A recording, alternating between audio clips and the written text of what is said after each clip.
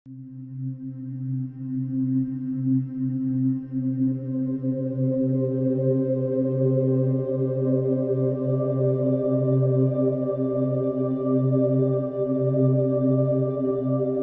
जी, मेरे को आपसे एक जिज्ञासा है। क्या पूर्व जन्म के मैं जान सकता हूँ उसके बारे में? यही हमारा जिज्ञासा है। पूर्व जन्मों को जानने के लिए दो विधियां हैं। एक तो ये है कि हम जो यहाँ सम्मोहन के प्रयोग करा रहे हैं उनमें भी आप जान सकते हो। एक कभी कभी खुद भी जान लेते हैं हम, उसमें संभावनाएं थोड़ी कम भी होती हैं। और जैसे आप पूर्व जन्म में क्या जानना चाहते हो, कोई पर्टिकुलर कोई चीज़ जानना चाहते हो पूर्व जन्म में, इस जन्म में कोई आपका कोई दिक्कतें आ रही हैं, कुछ आपको लगता है कोई कर्म बंध है, कोई व्यक्ति आपसे बहुत ही शत्रुतापूर्ण व्यवहार कर रहा है, या कि आपको कोई फोबिया है, किसी चीज़ से डर लगता है, कोई ऐसी बीमारी है जिसका आपको लगता है कि मेडिकल उसमें तो आता ही नहीं, रिपोर्ट में सब ठीक है, फिर भी मेरे को ये प्रॉब्लम है। तो इस तरह की कुछ बातें हैं जिनको जानना है अगर आप, तो फिर जान सकते हो। लेकिन इसको हम कहते हैं हेट्रो हिप्नोसिस। मतलब आपको इन क्लासेस में ही आना पड़ेगा। मतलब हेट्रो हिप्नोसिस का मतलब होता है कि दूसरा व्यक्ति आपको हिप्नोटाइज करके उस दृश्य में ले जाए और फिर आपसे पूछे कि भैया आप देखो अब यहाँ पे क्या हो रहा है, ताकि आपको वहाँ का वो पता चल जाए कि इस जन्म में जो जो घटनाएं हो रही हैं क्या इनका संबंध मेरे पूर्व जन्म से है। एक तो ये है हेट्रो हिप्नोसिस बोलते हैं। सेल्फ हिप्नोसिस में या कई दफ़ा एक्सीडेंटली भी हम पूर्व जन्म देख सकते हैं। उसमें फिर ये होता है कि एट रैंडम आप देख पाते हो, कभी कोई भी मेमोरी का हिस्सा आ गया तो उसका फ़ायदा सिर्फ इतना होता है, आपको पता चल जाता है कि हाँ मेरे पूर्व जन्म भी हुए, है ना। कोई पर्टिकुलर इंसिडेंट, कोई पर्टिकुलर रीजनिंग आप देखना चाहो वो फिर उसमें नहीं देख पाते। जैसे उसमें कई चीज़ें हैं। एक तो जैसे हम यहाँ पे प्रयोग कराते हैं, आज्ञा चक्र एक्टिवेट करते हैं हम। तो जब आपका आज्ञा चक्र एक्टिवेट हो रहा होता है या हो चुका होता है, उस समय आपको कुछ भीतर दिखाई देते हैं। तो उसमें कुछ तो विजन्स होते हैं, कलर्ड होते हैं। उसमें आपको वो कुछ ऐसी घटनाएं होती हैं जो अभी होने वाली हैं, उनका आपको पहले से आभास हो जाता है कि ये घटना होगी, उसकी आप मानसिक तैयारी कर लेते हो। कई दफ़ा वो घटनाएं जनरलाइज्ड होती हैं किसी भी व्यक्ति के संबंध में, कभी आपके किसी रिलेटिव, दोस्त, घर वाले के संबंध में, कभी आपके अपने संबंध में भी होती हैं। या फिर कभी कभी आज्ञा चक्र को एक्टिवेट करते हुए या होने के बाद आप कभी पूर्व जन्मों के दृश्यों को भी देख लेते हो। उनका फिर कोई लिंक नहीं होता, अचानक कोई दृश्य उभर के आ गया, क्योंकि आज्ञा चक्र का संबंध हमारा देखने से है, निरति बोलते हैं उसको। तो पास्ट लाइफ की घटनाएं उसमें कई दफ़ा आप देख लेते हो।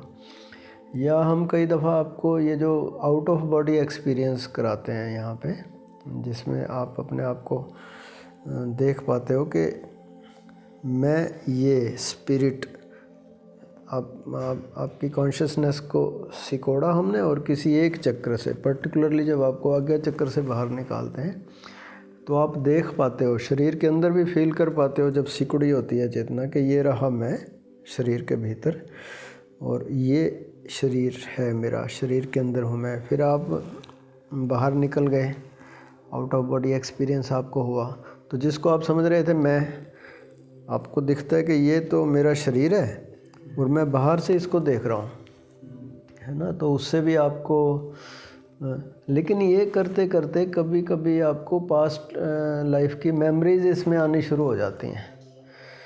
तो इस तरह से भी आप देख, लेकिन वही बात है कि वो पता नहीं होता कौन सी मेमोरी कितने जन्मों की कोई पुरानी आ जाए।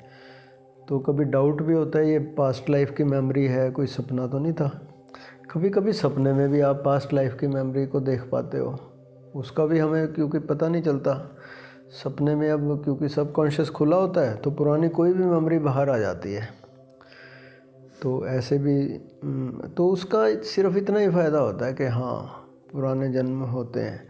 या जो हम सेल्फ हिप्नोसिस के प्रयोग करा रहे हैं आपको, कुछ आदतें हैं आपकी जिनसे आप परेशान हो, तंबाकू, जर्दा, या कि कुछ लोग ड्रग्स लेते हैं, शराब पीते हैं, छोड़ना चाहते हैं, छोड़ नहीं पा रहे, तो हम करा तो रहे हैं उनको छुड़वाने के लिए, या और आप कुछ पाना चाहते हो, कुछ होना चाहते हो, कुछ बनना चाहते हो, उसके लिए हम आपको हिप्नोसिस के प्रयोग करा रहे होते हैं। लेकिन क्योंकि इन प्रयोगों में हमारा सबकॉन्शियस खुला होता है, तब भी आप कभी कभी पास्ट लाइफ्स को देख लेते हो, एक्सीडेंटली हो जाता है। कुछ और भी सिचुएशंस होती हैं, जैसे उसको मनोविज्ञान में कहते हैं डेजा वू। डेजा वू में क्या है कि जैसे आप कोई किताब पढ़ रहे हो पास्ट लाइफ के ऊपर, है ना, उसमें कोई व्यक्ति अपने वो बता रहा है कि ऐसा ऐसा हो रहा है, क्योंकि वो रिकॉर्डिंग्स होती हैं, और पिछले जन्म का वो बता रहा है कि मैं ये हूँ और यहाँ पे हूँ और ये कर रहा हूँ।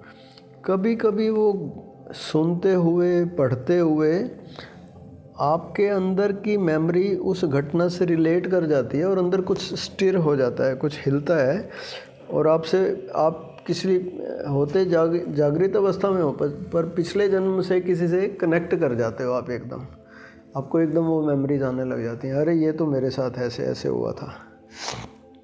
या कभी कभी ऐसा होता है कोई आपको व्यक्ति ऐसा मिल गया जिससे आपके पुराने जन्मों का संबंध है, कोई बहुत प्रेम का संबंध है, हृदय के संबंध जो होते हैं ख़ास तौर पे प्रेम का है, दुश्मनी का है। अचानक उसको देख के, अब ये शरीर तो बदल चुके हैं, अंदर की जो स्पिरिट है वो तो पुरानी चल रही है, उसको पता नहीं चलता ये क्या है, अचानक उससे प्रेम हो जाता है, अचानक उससे घृणा हो जाती है कई दफ़ा उससे भी, क्योंकि हम सोच रहे होते हैं कि ऐसा क्या है, ये आदमी मुझे क्यों इतना अच्छा लग रहा है या क्यों इतना बुरा लग रहा है, उसको सोचते सोचते आप कभी सो गए, कभी, तो वो अचानक वो वाली मेमोरीज पुरानी फिर आ जाती हैं। डेजा वू में ऐसा भी होता है, कहीं आप किसी नए शहर में गए, पहले आप कभी भी नहीं गए, लेकिन पिछले जन्मों में आप वहाँ पे गए हुए हो, तो वहाँ पे जाके अचानक उस दृश्य को देख के, उस जगह को देख के, वहाँ के लोगों को देख के, उन बिल्डिंग्स को देख के, पुराना किला है, कुछ और है, अचानक आपकी मेमोरी पिछली जाग जाती है और आपको याद आ जाता है कि ये जगह तो मैंने देखी हुई है, मैं आया हुआ हूँ। अभी आपका सबकॉन्शियस बता रहा है आप आए हो, आप तो आए नहीं कभी इस जन्म में, लेकिन आपको इतना याद आता है कि मैं आगे जाऊंगा ना तो लेफ़्ट साइड में जाके गुरुद्वारा है, गुरुद्वारे के पीछे फिर एक गली है, वहाँ एक घर था जहाँ मैं खेला करता था। आप वो मेमोरीज डेवलप, ये अब ये पास्ट लाइफ की मेमोरीज हैं। इस तरह से कभी कभी एक्सीडेंटली, या हम हिप्नोसिस के कुछ और प्रयोग करते हैं उसमें कभी हो जाता है। लेकिन अगर आपको कुछ पर्टिकुलर देखना है पास्ट लाइफ का, आप देखना चाहते हो कि मैं पिछले जन्म में मेरी मृत्यु कैसे हुई, या कि उसके बाद फिर मैं स्पिरिट वर्ल्ड में कहाँ रहा, कैसे रहा, क्या स्थिति थी, और वहाँ कौन कौन लोग थे, मैं किस रूप में वहाँ रहता था, फिर मैं इस जन्म में कब माँ के गर्भ में आया। वैसे तो आप मनोविज्ञान ये कहता है कि 3 साल से, जब आप 3 साल के थे उससे पहले की घटना आप नहीं याद कर पाते। वैसे तो 5 साल तक के जब थे ना, उससे पहले की घटना को याद नहीं आती, 5 साल के बाद की आप याद कर पाते हो जब कॉन्शियस आपका डेवलप हो जाता है। लेकिन वो सारी घटनाएं आपकी, जब आप माँ के गर्भ में आए, फिर गर्भ में आपको क्या फील हो रहा था, फिर गर्भ से निकलते हुए कैसा फील हो रहा था, या माँ को कुछ परेशानी हुई थी उस समय, वो सारी बातें आप देख पाते हो और कंफर्म भी हो जाती हैं। आप अपनी मदर से पूछ सकते हो कि जब मैं पेट में था तो आपको ऐसा ऐसा हुआ था, या कि जब मैं गर्भ से बाहर आ रहा था उस समय आपको ये प्रॉब्लम हुई थी। तो वो कहेगी भाई तुझे कैसे पता भैया, क्योंकि हमने देख लिया, वो मेमोरीज हमारे रिकॉर्ड में है। फिर मैं जब गर्भ से बाहर आया उस समय वहाँ कौन कौन थे, कैसा सेलिब्रेशन हो रहा था, कैसे लोग खुश हो रहे थे, और वो सारा, फिर उसके बचपन की घटनाएं जब आप बहुत छोटे थे, तो वो सारा आप देख पाते हो। पर्टिकुलर घटनाएं आपको अगर देखनी है तो वो आप हमारे से शेयर कर लेते हो, फिर हम आपको हिप्नोसिस में ले जाके वहाँ पे कोशिश करते हैं कि वो आपको देख पाओ। उसके लिए ये हेट्रो हिप्नोसिस ज़रूरी है। लेकिन सेल्फ हिप्नोसिस या हेट्रो हिप्नोसिस की हम बात करें, इसमें भी फिर 2 तरह के बातें हैं। हेट्रो हिप्नोसिस में जैसे एक तो 1-to-1 सेशंस लेते हैं हम, एक व्यक्ति के साथ सेशन कर रहा है, या फिर हम ग्रुप में भी कराते हैं हेटेरो हिप्नोसिस। बहुत सारे लोग हैं और दोनों सिस्टम्स के अपने फ़ायदे हैं, कुछ नुकसान है। 1-to-1 में फ़ायदा तो ये है कि हमें पता होता है कि आप कितना डीप चले गए। जैसे हम आपका हाथ उठा के ऐसे देखेंगे, अगर वो ऐसे बिल्कुल मरे जैसा है, जैसे गहरी नींद में, तो हमें पता चलेगा कि आप डीप चले गए। अब हम आप पे आगे काम कर सकते हैं।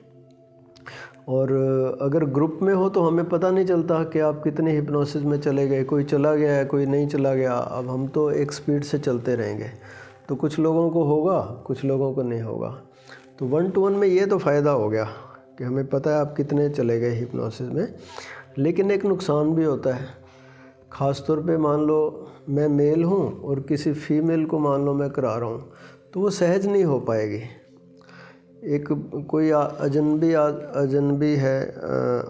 है बंदा, और वो आपके साथ खड़ा हुआ है, आपको कुछ कुछ बोल रहा है, और फिर वो आपको हिप्नोसिस में ले जाके आपको लगता है कि कहीं मेरे को, अब मैं उसका हाथ मान लो ऐसे करूं, तो मुझे बताना पड़ता है पहले से कि भाई मैं आपको ऐसे चेक करूंगा कभी, या कभी ऊर्जा दूंगा यहाँ पे, या कुछ करूंगा।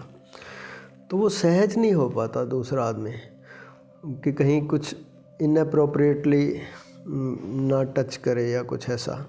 दूसरा एक और भी समस्या आती है। अभी मैं पीछे एक हमारे फैमिली में ही है, उनको हिप्नोसिस करा रहा था, तो उन्होंने कहा कि हम 1-to-1 तो करते हैं हिप्नोसिस, मुझे ग्रुप में ज़्यादा मज़ा नहीं आता, और फिर आप आगे आगे चलते रहते हो, मैं वहाँ पहुँच नहीं पाती इतना, तो आप मुझे 1-to-1 तो करा दो, बट वैसा कराओ जैसे ग्रुप में कराते हो। ग्रुप में तो हम अब उनको पूछते रहते हैं, सुझाव देते रहते हैं, भाई देखो आप कहाँ पे पहुँच गए, अब देखो यहाँ पे क्या, तो वो हम उससे पूछते नहीं कि तुम्हें क्या दिखाई दे रहा है पिछले जन्म का। 1-to-1 में हम पूछते भी हैं। अब ये आदमी हमें अपने पास्ट लाइफ का कोई ऐसी घटना है वो बताना ही नहीं चाहता, तो वो फिर कॉन्शियस लेवल पे आ जाएगा। हिप्नोसिस के दौरान भी उसको ये होगा कि मेरी लाइफ के कुछ सीक्रेट्स हैं, पिछले सीक्रेट्स हैं, वो इसको पता ना चल जाए। तो उसने कहा कि मुझे वही कराओ जो आप ग्रुप में, मैं बोलूँगी नहीं, आप मेरे से बुलवाना मत कुछ। तो इसका ये नुकसान भी है कि जो आपको हिप्नोटाइज़ करके लेके जा रहा है उसके प्रति आपकी पूरी श्रद्धा, पूरा विश्वास है उसके ऊपर कि आदमी मेरा कुछ अहित नहीं करेगा। वैसे करता नहीं कोई भी, क्योंकि आप अगर वो कुछ ऐसा करेगा तो आप एकदम कॉन्शियस लेवल पे आ जाओगे, ऐसा हो नहीं सकता। हम बार बार कहते हैं कि all hypnosis is self hypnosis. जो हिप्नोटाइज़ करके आपको वो करवा रहा है प्रयोग, वो आपकी एक हेल्प कर रहा है कि इस पर्टिकुलर फील्ड में आपको कुछ जानना है, तो उसमें आप जब चाहो कॉन्शियस लेवल पे आ जाओ, उसमें कोई दिक्कत नहीं है। थोड़ा बहुत तो होश आपको होता ही है, और नींद की स्थिति भी होती है। तो दोनों सिस्टम्स के अपने फ़ायदे और दोनों नुकसान हैं। हेटेरो हिप्नोसिस में ग्रुप में जब हम करा रहे हैं तो फिर 50-60% लोग तो सफल हो पाते हैं, 40% लोग नहीं भी हो पाते, उनको फिर पास्ट लाइफ का वैसा अनुभव नहीं होता। तो दोनों सिस्टम्स के से आप कर सकते हो, दोनों के अपने फ़ायदे भी हैं, नुकसान भी हैं।